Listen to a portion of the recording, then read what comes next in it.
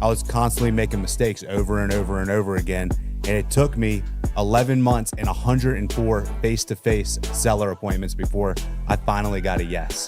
I love the honesty, because some people will say they got a deal in the first month or something. Nobody wealthy has a W-2. For you guys out there that are working W-2s, you're not going to become financially free driving Ferraris with a W-2.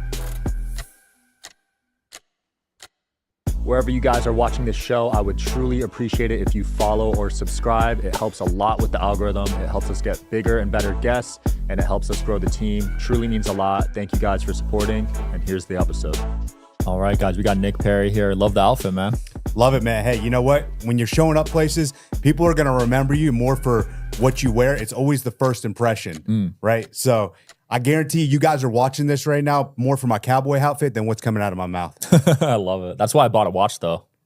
And, you know, we live in a very presumptuous society, so yeah, you never get a second chance to make a first impression. Facts. I held off on a nice watch and car, but eventually got to the point where this could lead to more business for me. So it was a business decision. Absolutely. And people think you're just flexing and stuff, but there's deeper thought to it. I agree. I mean, you know, when you show up somewhere and you look good, it's going to open up doors for you. People are going to want to talk to you. You know, you show up looking half, you know, the chances that, you know, that business opportunity is going to come your way is less than as if you show up and, you know, got a nice watch on, you're presentable. Absolutely. So, yeah, I used to pull up to conferences in sweatpants. No one would come up to me. Now I go in jeans, nice watch, and do my hair and stuff. So it definitely matters. First impression. So you started off with wholesaling, right? That's how you made your money? Man, I started off broke. I started off, homeless in the back of my car, and was a personal trainer, showering at the gyms. And all my clients were wealthy, pulling up in, you know, Bentleys and telling me about their trips to the Maldives. I was like, man, I'm doing something wrong. So I interviewed all my clients, kind of how you're interviewing your successful people now. Yeah. And most of them were in real estate. So I was like, dude, well, success leaves clues. I should probably learn how to do this real estate thing. Right. That was 2013. And I moved out to Austin, Texas. I taught myself how to wholesale through YouTube, and here we are 10 years later. Nice. Because wholesaling, you could start with very little money, right? You don't need much. Yeah, you don't need credit. You don't need any money. And I was like, well, then I'm qualified. So how long did it take to get that first deal? Man, it took a long time. It took me 11 months to get my first deal. Damn. Yep. And this was not like a half effort. This is 100% all in, handwriting yellow letters on my, on my kitchen and putting in the work. But I was striking out because I didn't have a mentor or anybody to really guide me. And so I was constantly making mistakes over and over and over again. And it took me 11 months and 104 face-to-face seller appointments before I finally got a yes. Wow. Yep. I love the honesty, because some people will say they got a deal in the first month or something. No. I always tell everybody, this is, 10 years to become an overnight success. Right. Yeah. So, and you were training these guys, interviewing them while you're working them out, right? Exactly. And they either owned a company or they did real estate. Nobody wealthy has a W-2. So for you guys out there that are working W-2s, you're not going to become financially free driving Ferraris with a W-2. Yeah, very rare. You'd have to be at like a top 10 company probably. Maybe if you're number 2 or 3 at Facebook or Google, something like that. But it's very rare. Yeah. So does wholesaling still work in 2024? You'd say? Absolutely, it works better now because the advancements in technology, all the information is there. When I started, there was a couple of guys teaching it, but there wasn't a lot of information out there. So you had to really, put things together old school. Now, with everything online, Google ads, it's completely changed the game. Yeah. You were able to work your way up to becoming number 1. So how many years did that take to get to that level? So it took me 7 years till I really, looked around and said, there's not really anybody else doing, more volume than us right now. And what do you think was the key decisions that led you to that level of success? I took a major risk in my business. When everybody was local and doing a few markets, and then staying in their backyard, I decided I was going to go national. Against all the better judgment of all my peers and mentors, they said, that's don't do it. And I said, you know what? if I can figure out how to do this, my company will explode. And it took me about a year or two to really get it dialed in. But once I did, then we took off from there. That makes sense because you can only scale so much locally. You're not going to reach hundreds of millions in your local city. So if we market exclusively on Google. If you're doing Google ads, when you do Google ads locally, your cost per click is so much more competitive. So if I just did Las Vegas or Dallas, my cost per click is going to be through the roof. If I do national, my cost per click is a fraction of what it is if you try to target locally. Right. So I was able to do that and get leads 10 cents on the dollar from what everybody else was doing. Damn. The problem is the logistics and doing deals all over the country like that. Right. And so that's what I pioneered and figured that out over. Right. So you got to build a team in every city. So there's a lot of supply chain going on. No, I figured out how to do it without boots on the ground. Oh, yeah? Yes. Wow. That's impressive. Everything over the phone, basically just dispatching people and controlling everybody from our office in Austin, Texas. Dang. So you would get these leads of people looking to buy houses? I would get leads of sellers that want to sell their house, anywhere in the country. My guys will pick up the phone, get their property under contract, and then from there, we'll have them do some of the legwork to, open up the house for us, allow us to access the property, and then we've got a network of buyers, all over the country, and we'll send them in. And then once they decide, to agree to what we want to sell it for, we go and turn those pieces of paper into the title, and we get what's called an assignment fee. Got it. That's the spread in between. So will this recent NAR settlement affect your business? The NAR settlement is actually good for wholesalers because, there's right now, what are people going to do? They're either going to sell to retail or they're going to sell to an investor. So it helps me out. Nice. That's cool. Yeah. That was a big deal though, right? In the real estate space, like a lot of people got affected. Yeah. For, your agents, it's going to change the landscape. But for investors, here's the thing about being a real estate investor is people are always going through right? Death, divorce, financial, circumstantial issues always going to happen. And as long as that stuff is happening, there's always going to be a place for investors to help, sellers and buyers. Nice. Man, your story's crazy because a lot of personal trainers don't have success like this. From a young age, like I just always knew I was always the troublemaker. I, was high school dropout, on probation, house arrest, and couldn't follow rules. And the reason I couldn't follow rules is because I've always thought rules were stupid. I always felt like, what? If I can just come up and make money, then nobody can tell me what to do. So when I was younger, I was like, the only way that I'm going to actually be able to do what I want is to become financially free. And so I had a deep desire to become financially free because I didn't like to be told what to do. And additionally, I came from a lower class neighborhood where all my friends were going to the movies and getting new cars when they're 16. And I was wearing, Walmart and Goodwill and, couldn't afford to do that kind of stuff. So it created a deep drive in me to. Got it. Humble beginnings. Yep. And absolutely. Were your parents kind of supporting your journey or no? My mom's best hope for me was to become a plumber. Wow. Yeah, I love my mom. Shout out to my mom. But, but she didn't see me being able to, create that, but she never saw anybody do that. So that's cool. I just knew that there's something, you got to always have it deep down. Like you're meant to do something great. And if you feel like you got that seed of greatness in you, then just go for it. I think that's hard to teach though. You know what I mean? No, you can't teach it. You either got it or you don't. I believe that too. Yeah, because you see these studies on kids that grow up in rich environments and studies on, people that went through what you went through. And I think 80% of what happened to you are successful people now. Yeah, rich kids got it the worst. I'm grateful that I came up in, hard times because that's what creates the drive to be able to go out and, do great things. Yeah, it's like that immigrant mentality, that lower class mentality. Yeah. Well, on the other side, the access to information in these poor communities isn't there, you think, right? No, you don't have it. So you got to be resourceful, but there's no excuse right now in 2024. All you got to do is pull out your smartphone. Right. It's different now. You can learn a lot quicker now. Correct. Yeah, I feel like when we were growing up, we didn't have other information. Yeah, you got Harvard classes online now, Yeah, I don't think I'd ever go to Harvard. No, it's a waste. Yeah. I'm in the mentality that if you're on the fence and you're saying, should I go to college? Should I not go to college? Unless you want to be a doctor, engineer, something like that, college is a waste of time. Go work for somebody that's already where you want to be.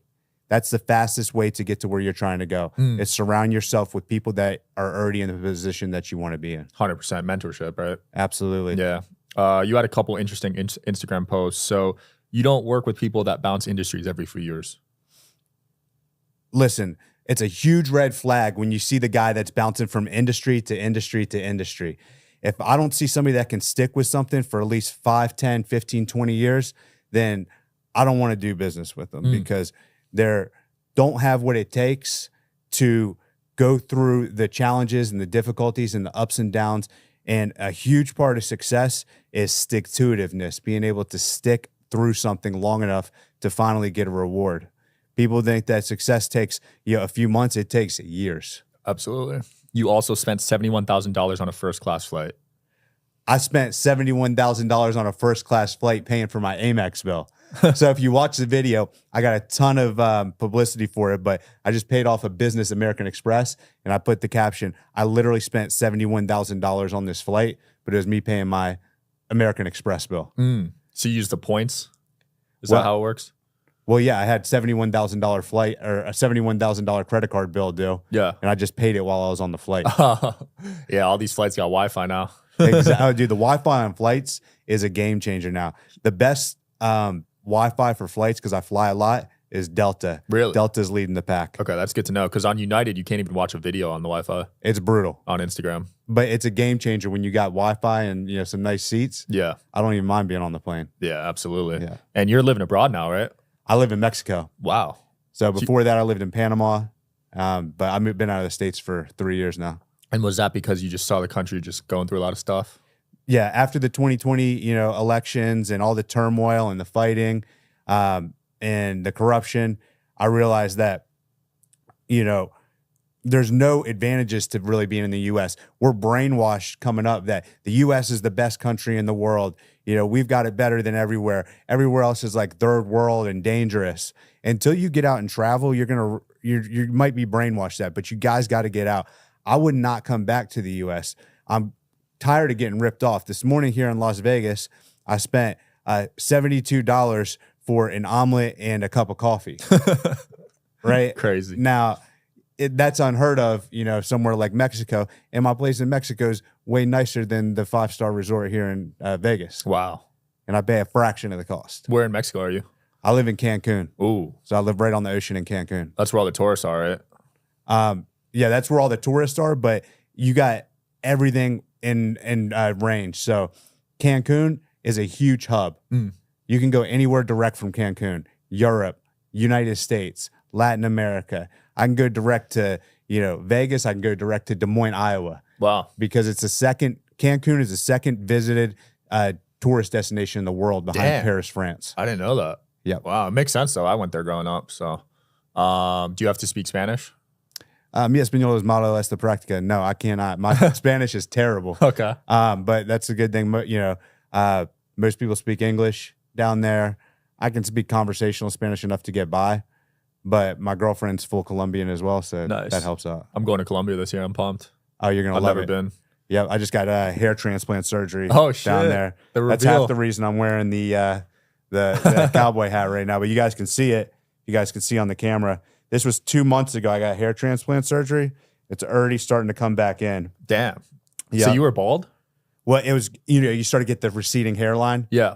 Hey, and if you got money, there's no excuse why you should have a receding hairline. Yeah. So I went and got that done. And now you can see it's already starting to come back, but it takes 6 months. Now, in the United States, they will not do PRP injections into your head. So it'll take a year. And a lot of times, if you get hair restoration surgery in the United States, it won't take. Damn. Yeah. So most people, you'll see them fly to Turkey, where they use the same hair restoration practices in Colombia as they do in Turkey. Okay. And it's way cheaper to go to Colombia than it is to fly all the way over to Turkey. I think I'd rather be in Colombia anyways than Turkey for the weather and the food. Oh, yeah. Colombia is a big medical tourism place, too. I'm going for stem cells. Yeah. There's a place in Medellin. It's called El Tesoro. We called it Build a because you can walk in there and there's a menu of anything that you want done. You want, You want to get your teeth done. You want boobs. You want liposuction. You want hair restoration. Damn. You just go there and you can literally, no appointment, go in there and say, hey, I want lipo. And they're like, okay, we'll do your consultation. We'll see you back here in the morning. That's crazy. It's crazy. And that would probably cost way more in the States. It's like 4 or 5 times more. Jeez. In the States. Wow. How's the safety in Mexico though? Any cartel stories? No. So in the cartels run, Mexico. Yeah. But the cartels, all they care about is money, right? So they do not want anything happening to a family or tourists or anybody when they come down there, because one bad news article or a DHS warning means that it's shutting down everything. So the cartel's got rules. Okay. You can't, like, if you say you were out there and one of your buddies punched a cartel member, he was drunk. No.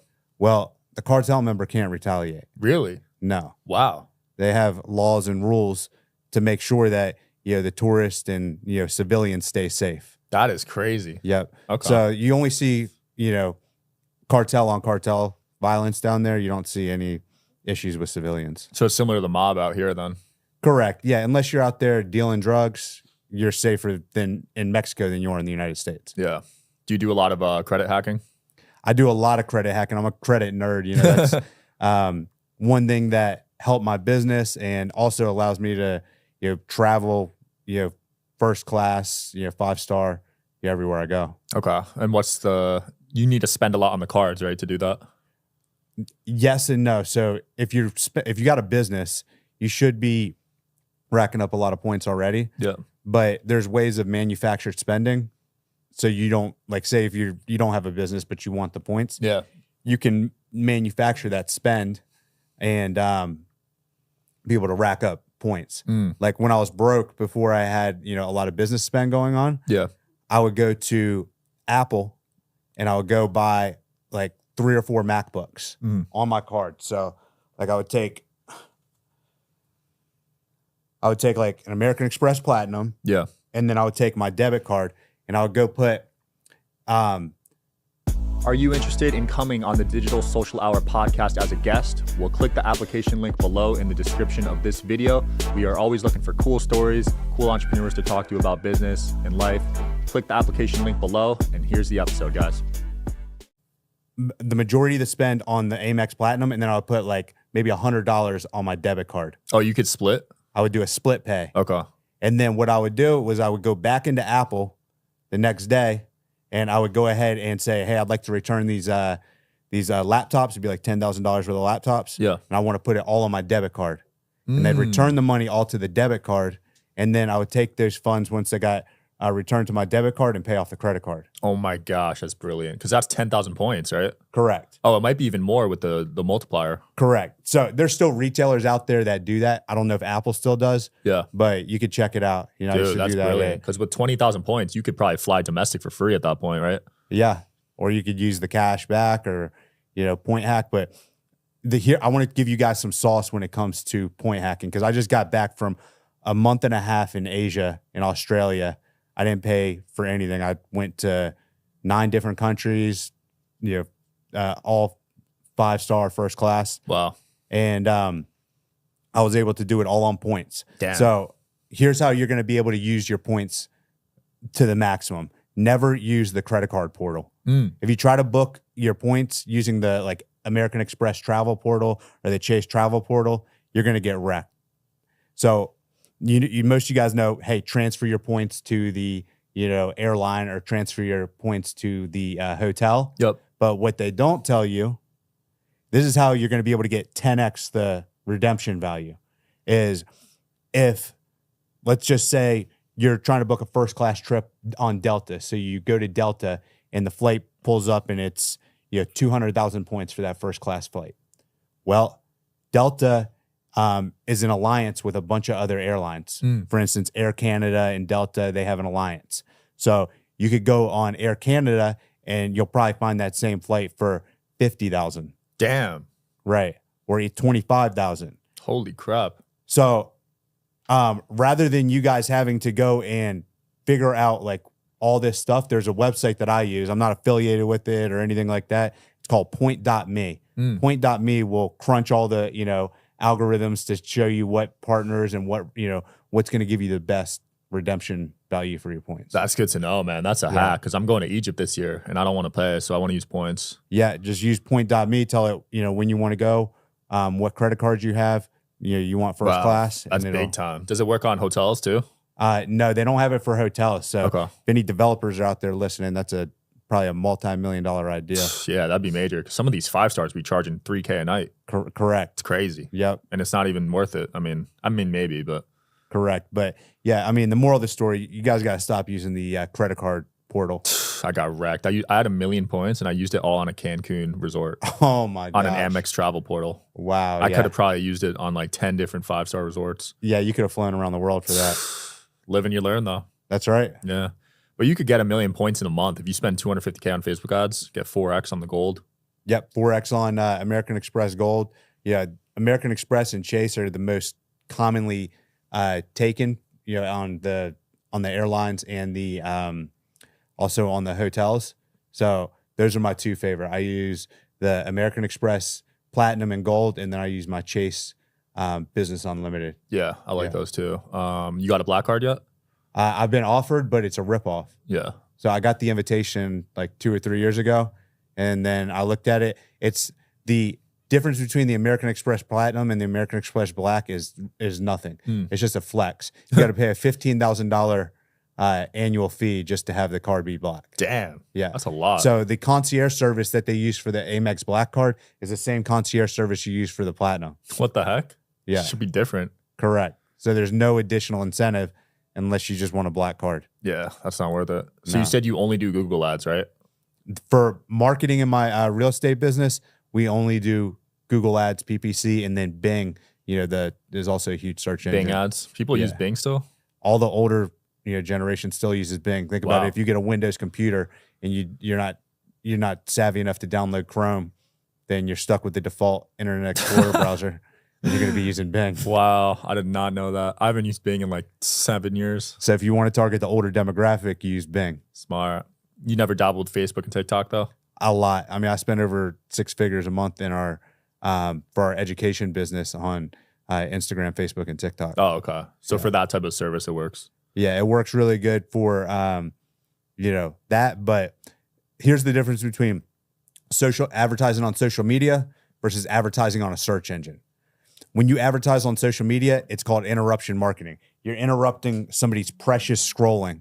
Right. And then, maybe I'll check this out. Versus if somebody decides, hey, I want to go ahead and figure something out, and they go to Google and they type in like "sell my house fast." Yeah.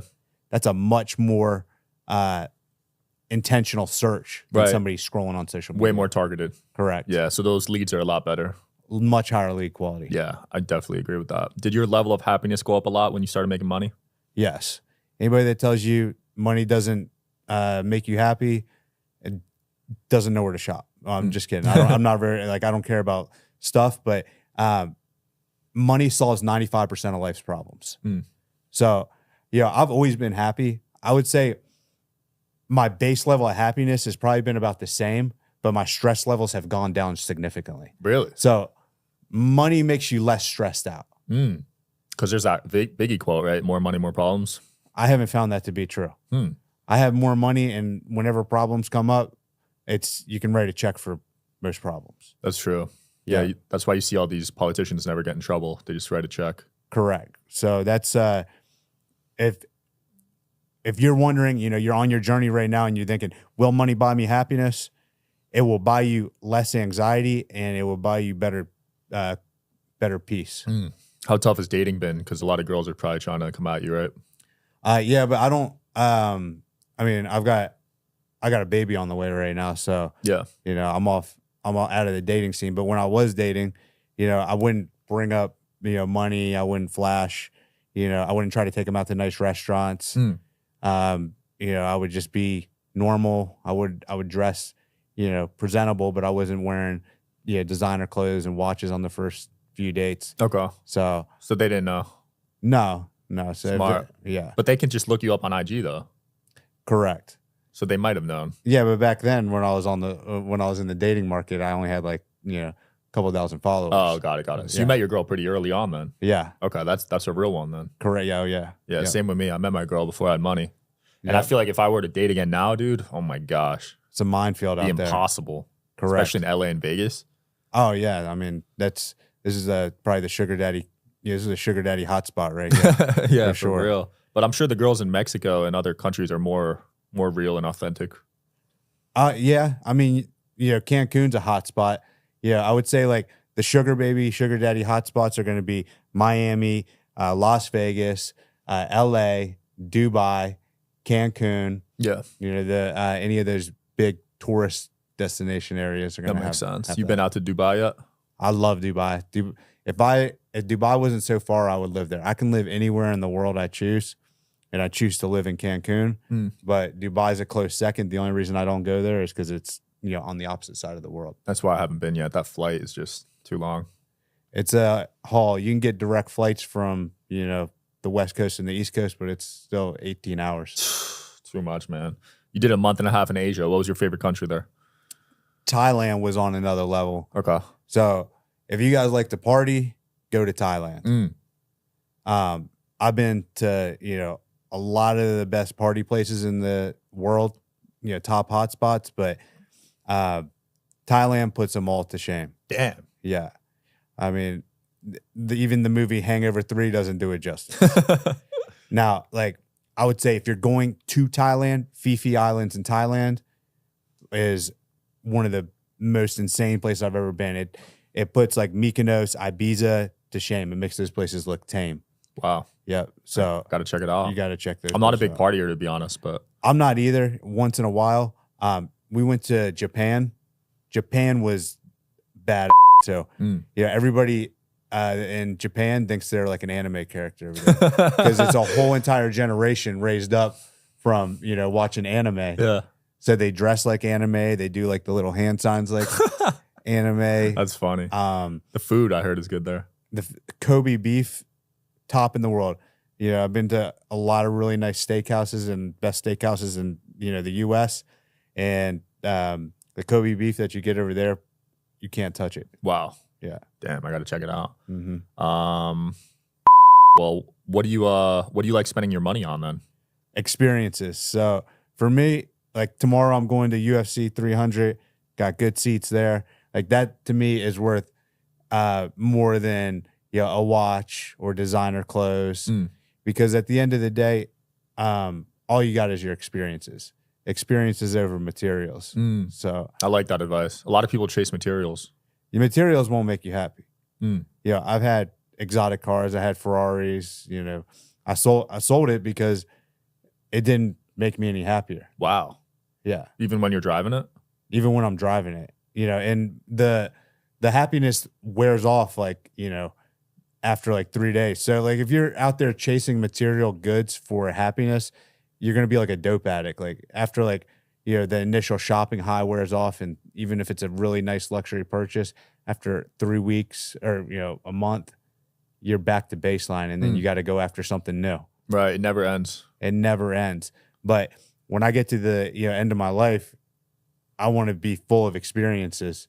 Think about your life right now. Like if you look back on, if I had to say, John, what are the best moments of your life? I bet you're going to tell me about the people that you're with and some of the places that you went. Absolutely. Yeah, right? It wouldn't be a material object. Correct. It was the people you spent your time with and the places that you went.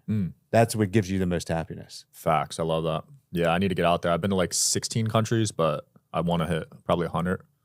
Oh, wow. Yeah, what are you at? You're probably at like almost 50 by now, right? No.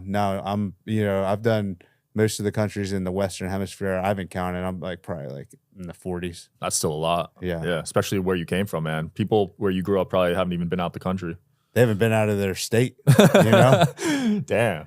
I think that's a life hack for anybody is move out of your home city because it forces you to expand. The best decision I ever made for my life was to move out of my hometown. Yeah, absolutely. Same here. It's one of the best. Did you have to cut off a lot of your friends? Yeah, I was hanging around, the guys from high school and, they weren't going anywhere and they're still doing the same thing. Right. 15 years later from when I left. And they give you hate for it.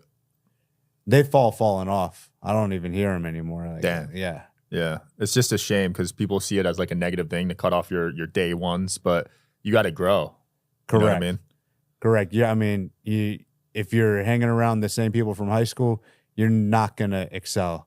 Get around people that are already where you want to be, and you'll end up getting there. Absolutely. You're just a byproduct of your environment. Your environment has a lot to do with your success. So, like, if you live in, say, okay, no hate on Pittsburgh, but say if you lived in like Pittsburgh, Pennsylvania versus somebody that lived in like Las Vegas, Nevada, there's a lot more opportunity here in Las Vegas than there is in like a Pittsburgh, Pennsylvania. Yeah. Right. So you got to put yourself in a target-rich environment and surround yourself with success, and then it happens naturally. I could probably, be the same person, but I might not be successful if I lived in, I picked the wrong city. Yeah. It's very important you pick the right city to live in. Yeah. You can't be the top person in your area. No, you want to be feeling like you're striving and continuing to grow every single day. Absolutely. That's why I think Dubai is a good one, and probably Cancun. I haven't seen the houses out there, but I assume they're nice. Oh man, it's like Miami. It's Miami with Dollar General prices. So you could get a beachfront house for like $1 million. Yeah, $1 million. I mean, if you wanted to rent out there, you could live on the ocean, like 100, foot of oceanfront, beachfront for like $10K a month. Damn. I'm sure the food's amazing too. So I live in 3,200 square foot condo on the beach, on the ocean. It would cost probably $35,000 to do that in Miami. Jeez. Cost me $7,000 a month.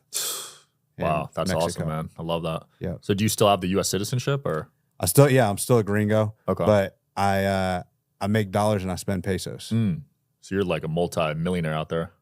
Yeah, I can do pretty much whatever I want within reason out there. Live where I want, drive what I want. But I don't, I just enjoy my life. I love it, dude. Yeah. What's the main focus for you now? Main focus right now is, we just talked about it earlier, is staying on one path. Focus, right? So I'm 10 years in, but I still feel like I'm just getting started with my real estate journey. So, wow. It's continuing to get 1% better every single day. What a statement, man, because you're at the top of the field and you still feel like you're getting better. Correct. That's really the key, is to just get 1% better every day. Everybody listens to these podcasts wondering, hey, what's the number one success hack? There's no success hack. There's no magic software. It's getting 1% better every single day.